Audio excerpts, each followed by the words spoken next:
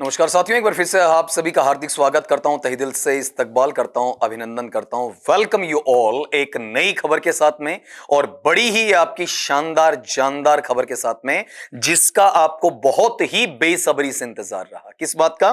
कि सर अभी जो आपका वहां पर हमारी एग्जामिनेशन लगी स्कूल व्याख्याता की या ग्रेड 1 की, तो उसमें सर जो पहला पेपर आया हमारा जीके वाला, जनरल नॉलेज और जनरल अवेयरनेस वाला, वो इतना टफ था कि हम 75 में से 30 सवाल भी नहीं कर पाए।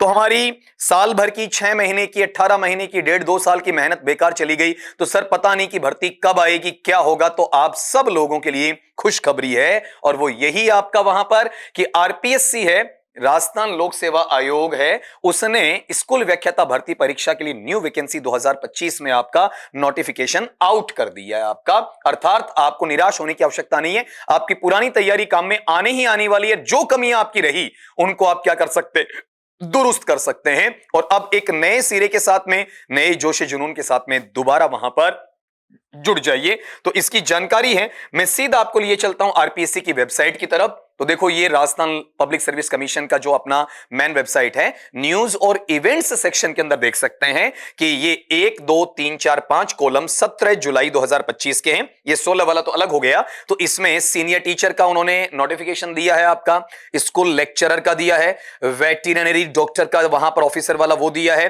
असिस्टेंट एग्रीकल्चर इंजीनियर वाला दिया है, सब इंस्पेक्टर या फिर प्लाटून कमांडर है उसका उन्होंने वहां पर ये दे रखा है। ठीक है, तो अपनी बात किसकी है बेटा? वहां पर आपका स्कूल लेक्चरर वाले की है। तो इसकी जानकारी अपन वहां पर लेने वाले हैं। तो ये चंद सेकंड्स लेगा, इतने में ये आपका वेबसाइट से मैं सीधा आपको वहां जानकारी दे रहा हूं। तो इतना चंद सेकंड्स का आप इंतजार कर लीजिए।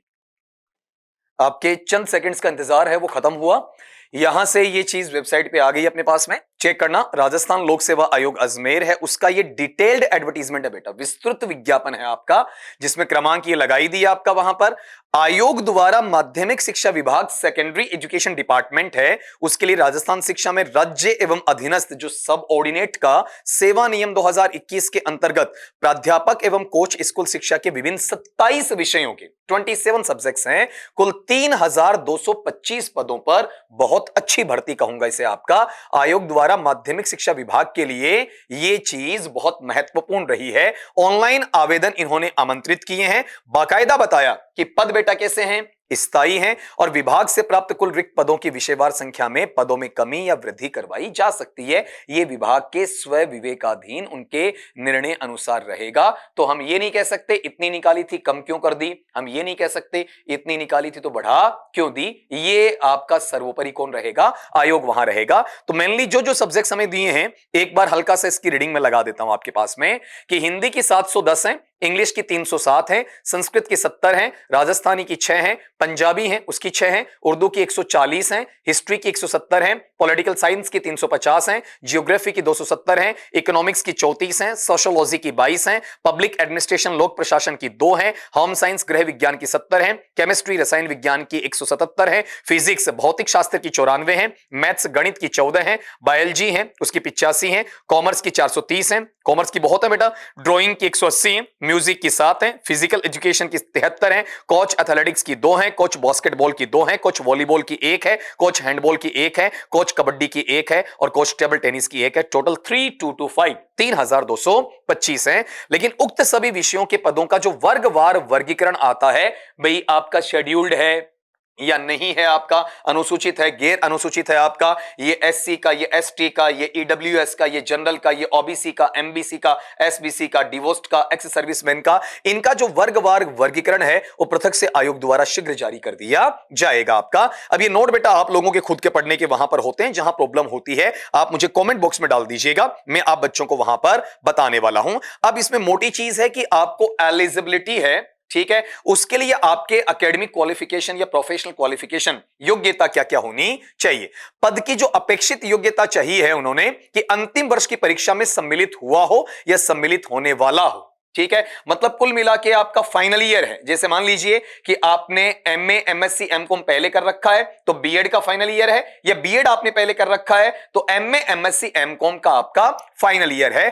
तो आप आवेदन कर सकते हैं, फॉर्म अप्लाई कर सकते हैं, लेकिन उसे आयोग द्वारा आयोजित प्रतियोगी परीक्षा से पूर्व शैक्षणिक योग्यता अर्जित करने का सबूत देना होगा। जिस वक्त परीक्षा होती है तो परीक्षा में बैठने से पहले पहले उसकी वो डिग्री है वो कंप्लीट होनी चाहिए, अर्थात उसका रिजल्ट वहां पर डिक्लेयर हो जाना चाहिए, परिणाम की घोषणा हो जानी चाहिए। पेमेंट वही L12 का है, ग्रेड 2 वाला L11 का है, ये L12 का है आपका, लेवल 12 का, ग्रेड पे 4800 है आपका। और जो परिवीक्षा काल या प्रोबेशन काल होगा उसमें आपको फिक्स पेमेंट आपका मिलता रहेगा आपका 2 साल के लिए। लेकिन इतना ध्यान रखना कि ये राजपत्रित अधिकारी की पोस्ट मानी जाती है, जो आप डॉक्यूमेंट्स को अटेस्ट कर सकते हैं, प्रमाणित वहां पर कर सकते हैं। आयु सीमा वही पुराना नियम आपका कि 21 वर्ष और 40, न्यूनतम 21 है, अधिकतम 40 है। आयु की गणना कब की जाएगी आपका 1 जनवरी 2026 के हिसाब से आप देख सकते हैं। और जो छूट मिलती है आपकी वहां पर, जैसे एसटी का है, एससी का है, ओबीसी का है, या फिर एमबीसी का है, या फिर ईडब्ल्यूएस का, उन्हें उम्र में 5 वर्ष की छूट है आपका। ठीक है, जो मेल है, पुरुष है, उनके लिए कह रहा हूं। और इन्हीं की अगर फीमेल या फिर महिला है उन्हें 10 वर्ष की छूट है बेटा आपका। और जो आपकी जनरल विमेन है उन्हें 5 वर्ष की छूट दी गई है। और जो विधवा या विच्छिन्न विवाह वाले परित्यक्ता महिला की जो कैटेगराइजेशन में आते हैं उनके लिए वहां पर कोई अधिकतम आयु सीमा लागू नहीं होती है। फिर इसके अलावा विशेष कैटेगरी वाले, उनको ये नीचे से पढ़ना है। तो जिनको ये पीडीएफ नहीं मिल पा रही है, मैं अपने Telegram channel doctor Garhwal sir English है उस पर ये पीडीएफ अपलोड करने वाला हूं, आराम से पढ़ लीजिएगा। फिर प्रॉब्लम आती है कमेंट सेक्शन में जाके मुझे कमेंट वहां पर कर दीजिएगा, ताकि वहां पर आपकी इस समस्या का निदान आराम से करवाया जा सके। चयन प्रक्रिया वही है, प्रतियोगी परीक्षा है आपका, कॉम्पिटिटिव एग्जामिनेशन उसके आधार पर लिया जाएगा, ओमार शीट पे होगा आपका वहां पर। ठीक है, और इसके अंदर जो एग्जामिनेशन डेट है, ठीक, या प्लेस है, उसको यथासमय आपका सूचित किया ही जाता है आयोग के द्वारा। परीक्षा की योजना या फिर पाठ्यक्रम की अपन बात करें तो एमसीक्यूज पे आएगा, मल्टीपल चॉइस क्वेश्चंस पे आपका लिया जाना है। ठीक है, और इसका जो वेबसाइट पे आपका डिटेल्ड सिलेबस है वो आपका अपलोड कर दिया जाएगा। अगर नहीं होता तो फिर वो पुराने वाला चलेगा, और अगर पुराने वाला नहीं चलाना आरपीएससी को तो वहां पर नया अपलोड कर देंगे। और अगर वही पुराने वाला चलाना है तो भी नया वहां पर अपलोड करने की बजाय उसी को रिपीट करके वहां पर दोबारा से वेबसाइट पर अपलोड किया जा सकता है। यह इंपॉर्टेंट बात कि आवेदन अवधि 14 अगस्त 2025 से 12 सितंबर 2025 रात्रि 12 बजे तक आप वहां पर फॉर्म अप्लाई कर सकते हैं। और फॉर्म की आवेदन प्रक्रिया के लिए आपको यह पूरा का पूरा मैटर समझाया हुआ है कि https://rpsc.rajasthan.gov.in है,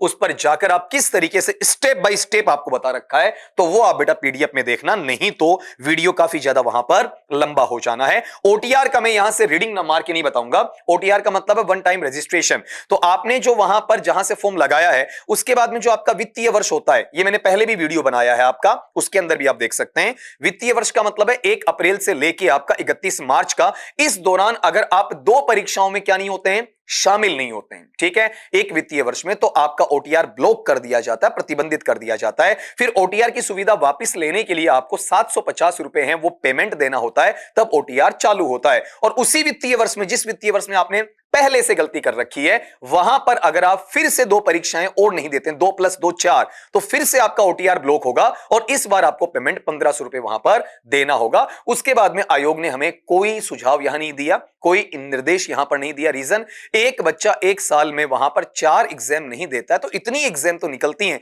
और कितनी वहां पर आपकी निकलनी होती है, तो आयोग ने 2 बार के लिए ऐसा बोला है। उसके बाद में हमें कोई वहां पर ऐसा पार्ट नहीं बताया है, ठीक है। फिर एक चीज ये ध्यान रखना बेटा इसमें कि जो आपका स्कीम एंड सिलेबस है आपका स्कूल लेक्चरर की पोस्ट के लिए, वो टोटल परीक्षा 450 मार्क्स की होगी। इसका मतलब आप देख सकते हैं इसे 2 टुकड़ों में बांटा गया। पहला पेपर है वो 150 मार्क्स का होगा, दूसरा 300 मार्क्स का होगा। और पहला पेपर है उसका ड्यूरेशन 1.5 आवर्स, मतलब आपका 1.5 घंटे का 90 मिनट्स का होगा। और दूसरा पेपर 3 आवर्स, मतलब 180 मिनट का होता है। और यहां पर दोनों के दोनों क्वेश्चन पेपर हैं एमसीक्यूज में, मल्टीपल चॉइस टाइप क्वेश्चंस में होंगे। नेगेटिव मार्किंग या नकारात्मक मार्किंग इसमें होगी वहां पर आपका। और यह ध्यान रखना कि for every wrong answer 1/3, 1/3 negative marking वहां पर की जानी है आपका। रॉन्ग आंसर का मतलब यह है कि आपने या तो गलत उत्तर दिया है या फिर आपने 1 से ज्यादा गोले काले कर दिए, गहरे काले वहां पर कर दिए हैं। और इसमें जो प्रत्येक पेपर में, ये लाइन इंपॉर्टेंट है बेटा, the minimum qualifying marks for each paper, प्रत्येक पेपर में न्यूनतम जो आपके अंक आने चाहिए वो 40% वहां पर होने चाहिए। यहां पर ये चीज जैसे कैंडिडेट्स आपके एससी के हैं, एसटी के हैं, एक्स सर्विसमैन वगैरह हैं, उनके लिए 5% की इसमें छूट वहां पर दी जा सकती है। अब यहां पेपर जो पहला है जनरल स्टडीज वाला, जो कि 90 मिनट का होता है, 1.5 घंटे का होता है, उसका क्या क्या सब्जेक्ट क्राइटेरिया रहने वाला है।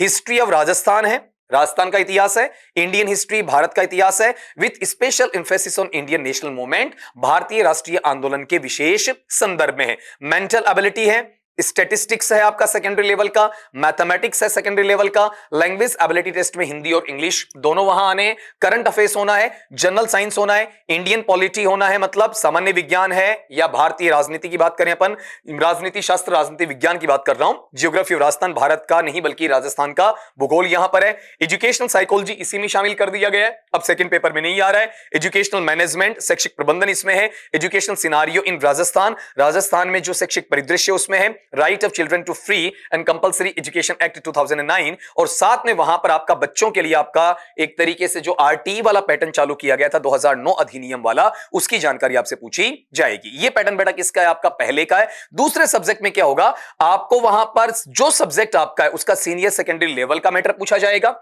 ठीक, ग्रेजुएशन लेवल का सब्जेक्ट का मैटर पूछा जाएगा, पोस्ट ग्रेजुएशन लेवल का सब्जेक्ट का मैटर पूछा जाएगा। इसके अलावा पेडागॉजी है, टीचिंग लर्निंग मटेरियल है, पेडागॉजी में शिक्षण सिद्धांत वगैरह आ गए, टीचिंग लर्निंग मटेरियल के अंदर आपका वही ऑडियो विजुअल एड्स वाला वो मैटर आपका आता है, या फिर मॉडल ऑर्गेनाइजर्स हैं वो आ जाते हैं आपका। साथ में use of computers and information technology in teaching learning, मतलब आईसीटी, इंफॉर्मेशन कम्युनिकेशन टेक्नोलॉजी इसमें शामिल हो जाएगा।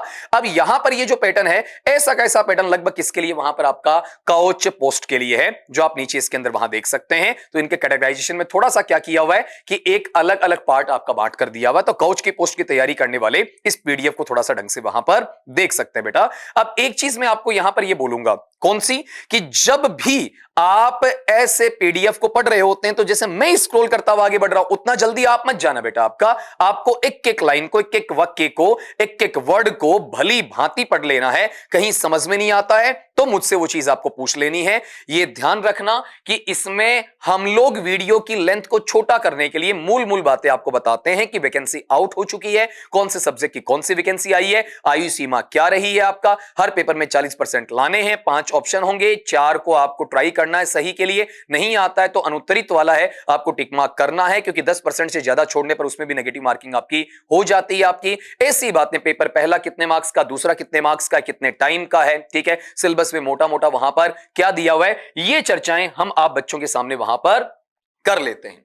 अब एक महत्वपूर्ण जानकारी आप सभी को देनी है। जैसा कि आप सारे जानते हैं, अपने YouTube चैनल का नाम डॉक्टर गढ़वाल सर इंग्लिश है, टेलीग्राम चैनल का नाम डॉक्टर गढ़वाल सर इंग्लिश है, Insta handle doctor Garhwal sir English है, Facebook page doctor Garhwal sir English है, और ऑनलाइन एप्लीकेशन की अपन बात करते हैं प्ले स्टोर पर आपका एप्लीकेशन की, उसका नाम भी डॉक्टर गढ़वाल सर इंग्लिश है। तो जैसा कि इंग्लिश हर जगह आ रहा है, इसका मतलब इंग्लिश का ट्यूटर आपका बड़ा भाई आपके साथ में खड़ा है। तो अब पहले वाला जो रिकॉर्ड किया, पहले जो पढ़ाया वो गया, नई जो वैकेंसी आई है उसके अनुसार इसी वीक में टोटली फ्रेश, पूर्णतया एकदम नए रूप में स्कूल लेक्चरर, स्कूल व्याख्याता फर्स्ट ग्रेड या ग्रेड 1 जो आप कहते हैं, बतौर राजपत्रित अधिकारी L2480 4800 की ग्रेड पे के साथ, तो उसका कोर्स हम लॉन्च करने जा रहे हैं, जिसका वीडियो मैं आपको जल्दी ही यहां पर YouTube पे अवेलेबल करवाऊंगा, साथ में इंस्टा हैंडल पे, टेलीग्राम चैनल पे, या फिर आपका वहां पर फेसबुक पेज पे, सब जगह आपको सूचना वहां पर मिल जानी है। तो ज्यादा से ज्यादा बच्चों को यह शेयर करें कि इंग्लिश की बेटा बहुत शानदार वहां पर पोस्ट आई हुई है, ठीक है, और ये इंग्लिश के हिसाब से आप इसे कम मत आंकना। जब भी 100 क्रॉस कर जाता है, 100 पोस्ट हैं वो क्रॉस कर जाती हैं, इसका मतलब इंग्लिश में आपकी बल्ले बल्ले है, इंग्लिश में आप बहुत अच्छे लेवल पर चले गए हैं आपका, और यहां पर आपकी कंपटीशन भी काफी कम होने वाली है। रीजन कि 307 हैं आपके, ठीक है, तो पहले अभी आपकी वैकेंसी आकर निकली है, संस्कृत डिपार्टमेंट में भी कुछ बंदे वहां पर आपके लगे, कुछ सेकंड ग्रेड में भी आपका लगेंगे, साथ में यहां भी कुछ बच्चे हैं वो डाइवर्जन में आ जाएंगे, मैं सेकंड ग्रेड की तरफ तरफ जाऊं या फिर आपका फर्स्ट ग्रेड की तरफ जाऊं, इसका बेटा जल्दी एक वीडियो अपलोड करूंगा कि आप अगर इस दुविधा में हैं, आप वहां पर इंग्लिश में एमए बीएड है या फिर बीए बीएड है, वो नहीं करा, लेकिन एमए बीएड है, तो दिक्कत होती है कि सर मैं सेकंड ग्रेड की तैयारी करूं या फर्स्ट की करूं या दोनों की करूं, तो ज्यादा तरजीह में किसको दो? बीए बीएड वाला तो ऑब्वियसली बेटा कहां जाएगा? सेकंड ग्रेड में जाएगा, ठीक है। इन एमए बीएड वाला दोनों की तरफ भागता है ना, तो अगर वो सही ढंग से डिसाइड नहीं कर पाता तो उसको क्या करना चाहिए, उसका जल्दी ही मैं आपके लिए वहां पर एक वीडियो लेकर आने वाला हूं। तो आज के इस वीडियो में इतना, और आप सभी को भविष्य में आपके सुनहरे करियर के लिए बहुत बहुत शुभकामनाएं हैं। मेरा मार्गदर्शन हमेशा आपके साथ में रहेगा, और जो हम बैच लॉन्च करेंगे बेटा, वो ऐसा नहीं होगा कि घास काट दी, ग्रास कटिंग, ऐसा कुछ नहीं होगा। आपका टोटल बारीकी के साथ में पूर्णतया आपको ऑफलाइन का अनुभव वहां पर देने वाला हूं। और हां, आपकी एक मोटी चीज ध्यान में रखूंगा, जो बच्चे आर्थिक स्थिति के आधार पर, आर्थिक तौर पर काफी कमजोर बच्चे हैं ना, ठीक है, उनके लिए बड़े बड़े प्लेटफॉर्म हैं, वो क्या कर रहे हैं? मुंह मांगी फीस वसूल करने का काम कर रहे हैं। वो अपन यहां पर करने वाले नहीं है। आपकी पॉकेट की गवाही के अनुसार आपकी फी है वो आपसे ली जाएगी, ज्यादा नहीं। बस आपका सिलेक्शन हमारे लिए सर्वोपरि है, बाकी चीजें हमारे लिए सेकेंडरी हैं। तो आज के लिए इतना, मिलता हूं आपका नेक्स्ट वीडियो में नई जानकारी के लिए। उससे पहले एक डिमांड ये करूंगा, रिक्वेस्ट ये करूंगा कि इस न्यूज को ज्यादा से ज्यादा आपको स्प्रेड करना है, ज्यादा से ज्यादा बच्चों को पहुंचाना है, ताकि जो बच्चे पिछले एग्जाम में वहां पर हताश हो चुके हैं, निराश हो चुके हैं, उन्हें नई एनर्जी के साथ में एक बार फिर से खड़े होने का मौका मिले, अपनी तैयारी में जी जान लगाकर आपका वापिस जुटे। आज के लिए इतना ही, मिलता हूं नेक्स्ट वीडियो में। तब तक के लिए सभी दोस्तों को मेरी तरफ से नमस्कार साथियों।